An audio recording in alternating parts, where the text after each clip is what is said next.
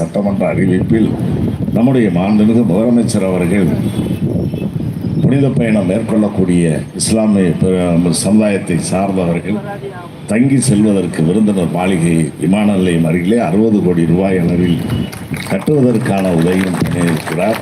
அதே போல கிறிஸ்தவர்கள் ஜெருசலம் செல்லணும்னா அதற்கான சலுகைகளையும் பலவற்றை அறிவித்திருக்கிறார்கள்.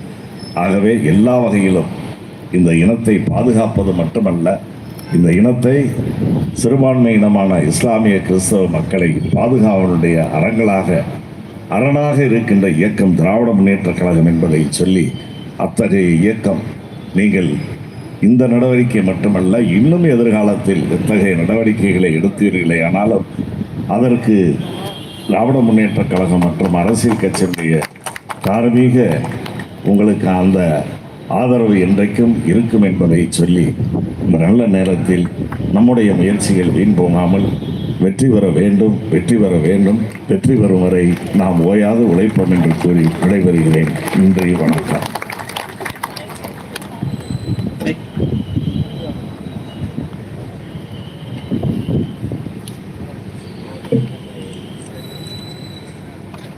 கண்டன உரை நிகழ்த்திய மரியாதை மிகுந்த தமிழ்நாடு கூட்டுறவுத்துறை அமைச்சர் திரு KR பெரிய கருப்பன் ஐயா அவர்களுக்கு நன்றியை தெரிவித்துக் கொள்கிறோம். அடுத்ததாக நாம் அனைவர்களும் ஆவலோடு எதிர்பார்த்து கொண்டிருக்கிற இந்திய திருநாட்டின் பெருமையை உலகெங்கும் பறைசாற்றிய செட்டிநாட்டு சிங்கம் தனது கண்ணியமான நிர்வாகத்தால் தனது பதவிக்கு பெருமை சேர்த்த என்னாலும் எங்கள் அமைச்சர் உடல்நிலை சரியில்லாத பொழுதினும் நம்முடைய அழைப்பை ஏற்று இங்கு வருகை தந்திருக்கின்ற மரியாதை மிகுந்த ஐயா திரு ப. சிதம்பரம் அவர்களை மேடைக்கு அழைக்கிறோம்.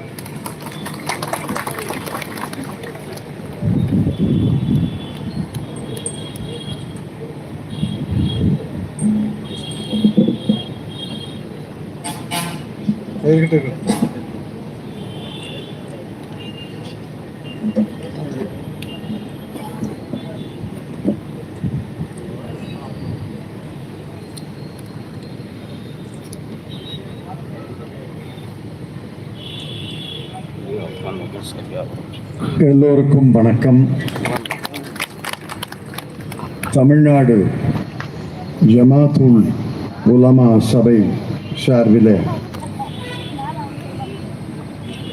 வக்ஃப் திருத்த சட்டத்தை கண்டித்து நடைபெறக்கூடிய இந்த மாபெரும் பொதுக்கூட்டத்தில் தலைமையேற்றிருக்கும் மௌல்வி எம். முகமது இப்ராஹிம் 5G ஹஜ்ரத் அவர்களே, முன்னிலை வைக்கின்ற அனைத்து பள்ளிவாசல் நிர்வாகிகள், உலமா பெருமக்கள், அனைத்து சமுதாய அமைப்புகளின் பொறுப்பாளர்களே,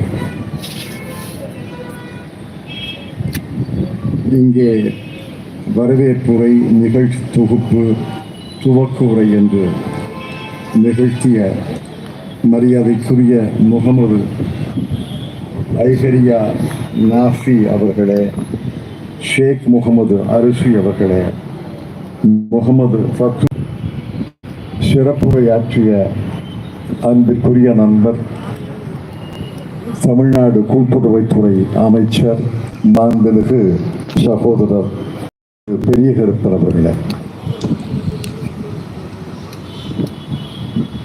காரைக்குடி சட்டமன்ற உறுப்பினர் நான்குடி அவர்களே, சிவகங்கை நகர்மன்ற தலைவர் துரை ஆனந்த் அவர்களே, துணைத் தலைவர் கார் கண்ணன் அவர்களே,